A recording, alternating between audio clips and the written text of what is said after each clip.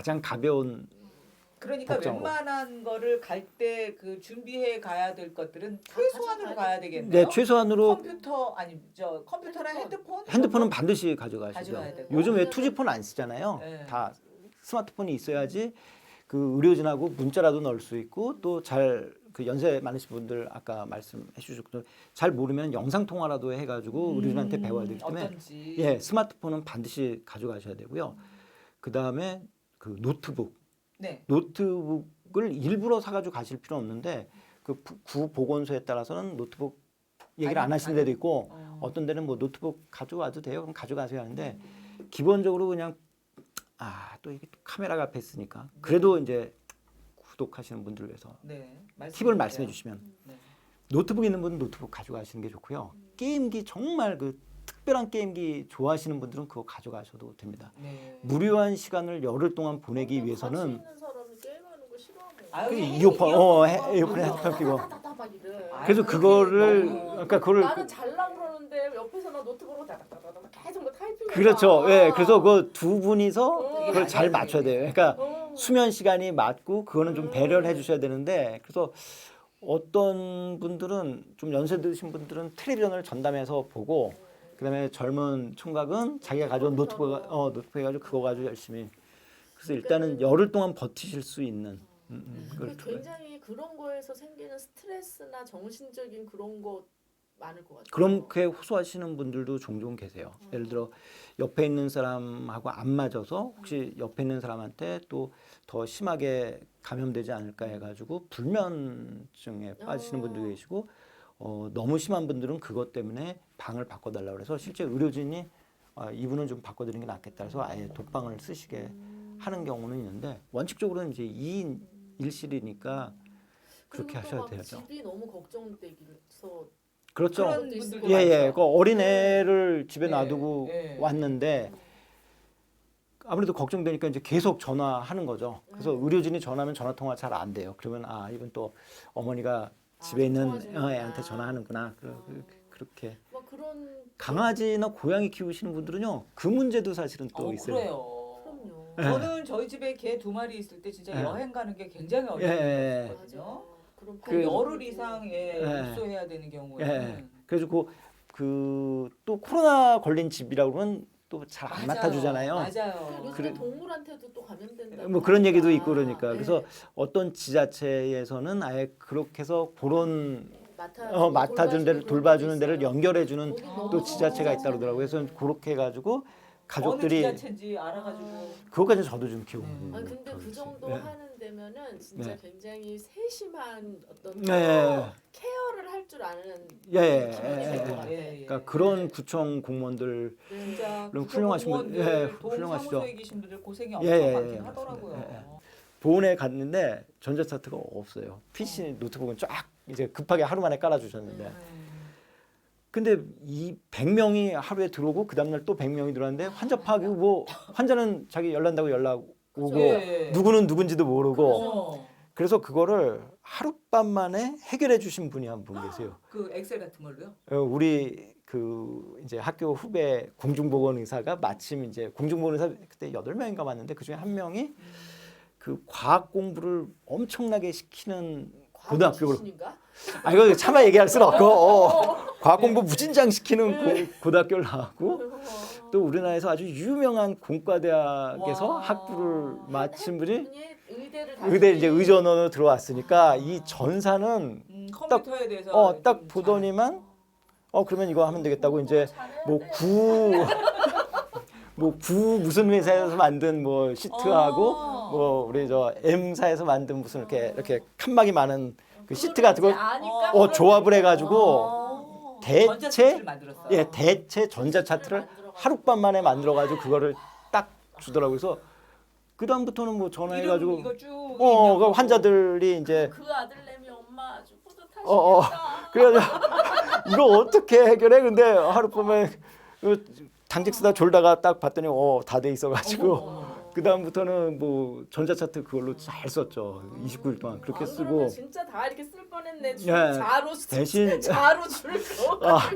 그거 200명이나 되는 분들 그것도 제 자랑을 조금 하면은 네. 내려오려는데 이거 차트가 없으면 어떡하지 하다가 제가 이제 개인 병원 망했을 그거를 때 미리 예측하셨어요. 차트가 없으면. 있었던 아. 차트가 남아 있어가지고 연습장으로 쓰던 차트를 몇 개 이제 챙겨가지고 그때 쓰던 그 폼을 가져가셨구나. 네, 그 차트 뭐 병원 망했으니까 이제 차트 많이 남아 있잖아요. 많이 남아 있잖아요. 한 2권 들고 갔는데 여차하면 그걸로 모자랄 뻔했는데 그 후배 공보위가 만들어주는 바람에 그건 해결되는데 이게 간호사만 온 게 아니고 현직에 없었던 간호조무사들도 왔고 네. 처음 이제 간호조무사 시작하시는 아주머니 아저씨들도 오고 그러니까 전자차트 익숙하지 않은 분들이 계세요. 그래서 기본적으로 간호기력은 저희 종이에다 쓰고 뭐가 착착 맞아서 그래가지고 전자차트가 없었음에도 불구하고 진료 보는데 큰 무리 없이 보훈에서는 진짜 이것저것 다 대체로 해가지고 해결했고 참 이 없으면 잇몸으로 사는 그때는 진짜 그때는 그랬던 것 같아요. 근데 반면에 이번에 연세대 같은 경우에는 다 준비가 돼 있으니까 훨씬 편했죠. 그래서 환자분들이 이제 진료를 이제 원격 진료라고 말씀드렸잖아요. 그 이제 혈압 이런 거 다 측정해서 보내면은 이제 한 번씩 간호사들이 전화 걸고 저는 거기서 뭐 하루도 쉬는 날 없이 25일 동안 근무했으니까 네. 심심하잖아요. 컴퓨터 모니터에 뭐 옆에 사람들인데 뭐 게임도 못하는데 게임할 것도 아니고 네. 눈에 보이는 건 전화기하고 컴퓨터니까. 그러네요. 그러니까- 환자들을 계속 돌아다니면서 보는 게 아니니까. 그래서 이제 전화 걸어서 계속. 전화 회진을 어. 돌고 근데 문제가 아무리 정부에서는 비대면 진료를 강조하더라도 의사나 간호사는 환자 옆에 있어야 된다고 저는 생각하고 있고요. 네. 그러니까 비대면으로 알 수 있는 거에는 한계가 있죠. 있고요. 그래도 제가 조금 그래도 90년대, 80년대, 90년대 학교 다닐 때만 하더라도 의사는 환자 옆에 예. 휴머니스트는 아니고 있어야 된다고 엄청난 교육을 받으셨군요. 엄청난 교육을 받았으니까 환자 옆에 없으면 저는 불안하죠. 그러네요. 그러니까 이제 보훈에서는 환자를 봤었는데 연세대는 보지 말라고 그러고 일부 민간 오히려 간호사들은 보훈에서는 방호복 입고라도 왜냐면 PCR 검사도 했었고 여차하면 이제 환자 좀 안 좋으니까 들어가야겠다. 그러면 거기 있던 방호복 입고 다시 간호사나 간호조무사 제가 쫓아 들어갈게요. 왜냐면 여자 혼자 있는 방에 남자 의사 혼자 들어갈 수는 없잖아요. 한밤중에. 그러니까 간호사나 같이. 조무사가 이제 쫓아왔었는데 연세대 생활치료센터는 워낙 정부에서 비대면 진료 강조하다 보니까 그런 거에 익숙한 일부 그냥 말은 일부라고 하겠습니다. 일부 간호사들이 보호복 안 입고 안 들어가겠다고 웬만한 거 다 전화하겠다는데 제 생각은 달라서 저는 이제 보호복을 입고 수시로 들어가서 회진을 쭉 돌았죠. 하면은 이 비대면으로 전화로만 하는 거하고는 전혀 다르죠.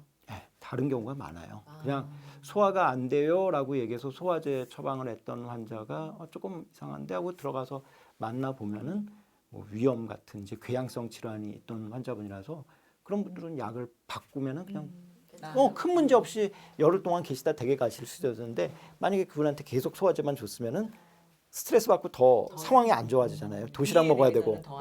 그러면은 위의 상태가 나빠지면 그분은 병원으로 전원을 가셔야 되는데 가능하면 아무리 우리 생활치료센터가 열악하더라도 병원에 계시는 것보다 훨씬 나은 상태니까 그런 분들은 이제 생활치료센터에 계시도록 했고 한 분은 약 드시고 어지럽다 그래서 이거 이상한데 하고 들어가서 여쭤봤더니만 이미 2년 전부터 심근경색이나 그 관상 동맥이 막히는 협심증 같은 뭐 정확한 건 제가 검사를 안 했으니까 모르지만 그런 증상이 계속 있으셨던 분이고 우리 의대생들이라면 누구나 아는 전형적인 그 증상들 왼쪽 가슴이 뻐근하고 뭐 심해져 그런 증상들이 있었는데 그분은 이제 모르고 계셨고 진단받아 보신 적도 없고 오히려 병을 발견했네요. 그렇죠. 그런 분은 그냥 들어오신 첫날 저녁에 바로 전원 조치해가지고 모 대학병원에 가셔서 이제 심장 검사 받으셨다고 얘기 들으셨는데 그렇게 직접 좀 봤어요. 왜냐면 현실 그러니까 시간적으로 연세대 생활치료센터는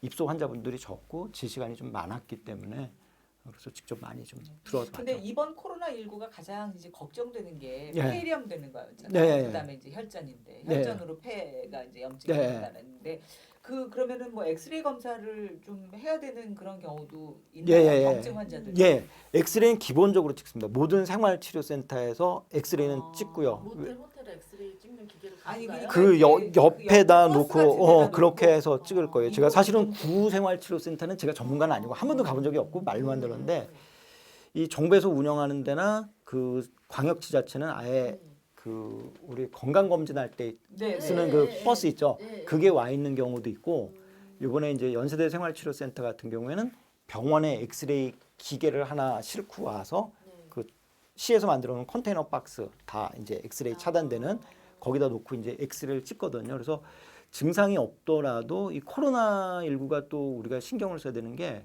보통은 증상이 먼저 악화되고 우리가 뭐 엑스레이라든지 이런 검사를 했을 때 발견이 좀 늦게 되는 경우들이 있잖아요. 많은 네, 병들이. 나는 여기 아파요 하고 이제 갔는데 정형외과 선생님이 무릎 찍어보더니 무릎 괜찮은데요. 난 여기 아픈데. 그리고 이제 더 심해져가지고 하면은 무릎이 뭐 어떻다고 엑스레이에서 발견되는 경우들인데 코로나19는 엑스레이가 먼저 나빠지는 경우들이 있어요. 자기는 모르는데 증상은 나는 그냥 기침 조금 하는 것 같은데 폐가 근데 그냥 확 망가지죠. 엑스레이 찍어보면 이제 폐렴이 오고 그럼 그게 왜 안 좋냐? 그렇게 된 분들은 바로 이제 증상이 아주 쫓아가면서 나빠지는 열 거예요. 올라가고 급격히 떨어지기 때문에 초창기에 댁에 계시다가 별 증상 경증이 있었는데 어느 날 갑자기 쓰러졌고 쓰러진 상태에서 병원 가셨는데 이미 중환자실 들어가시고 며칠 만에 돌아가셨다 나왔던 문제가 되는 게 그런 경우들이거든요. 그렇기 때문에 생활치료센터는 입소하면은 그날이나 그 다음날 기본적으로 엑스레이를 다 찍고요. 네. 엑스레이에서 폐렴이 발견되면 전원. 무조건 전원. 네. 그리고 지내시는 동안에 조금 증상이 안 좋아지거나 뭐 의사가 판단할 때 이분은 한번 찍어보는 게 좋겠다. 그러면 중간에 엑스레이 기사님하고 엑스레이 기계는 상주하고 있으니까 네. 또 찍고 그래가지고 이상이 있으면 또 전원, 이상 없으면 또 가시고 이제 지내시다가 퇴소할 때 엑스레이 찍는 생활치료센터도 있고요. 뭐 찍지 않은 원칙적으로 뭐 찍을 필요는 없지만 의사 입장에서 한번 확인해 볼까 해서 이제 찍는 경우들이 있죠. 그래서 엑스레이를 많이 활용을 할 수밖에 없었고 그다음에 병원으로 전원 가시는 분들의 절대 다수는 폐렴 때문에 네. 전원을 가시거든요. 물론 다른 병 아까 말씀드렸던 네. 심장병이라든지 있지만. 뭐 배탈 왜냐면 코로나 증상 중에 또 설사라든지 맞아요. 이런 거 있거든요. 그래서 그냥 가시는 분들도 있지만 절대 다수는 폐렴으로 진행돼서 가시는 분들이 많으니까 엑스레이는 꼭 필요하죠. 네, 생활치료센터 그 은밀한 사생활 거기서는 무슨 일이 있었을까 알아봤습니다. 연세 흉부외과 정원석 원장이었습니다. 고맙습니다. 네, 감사합니다.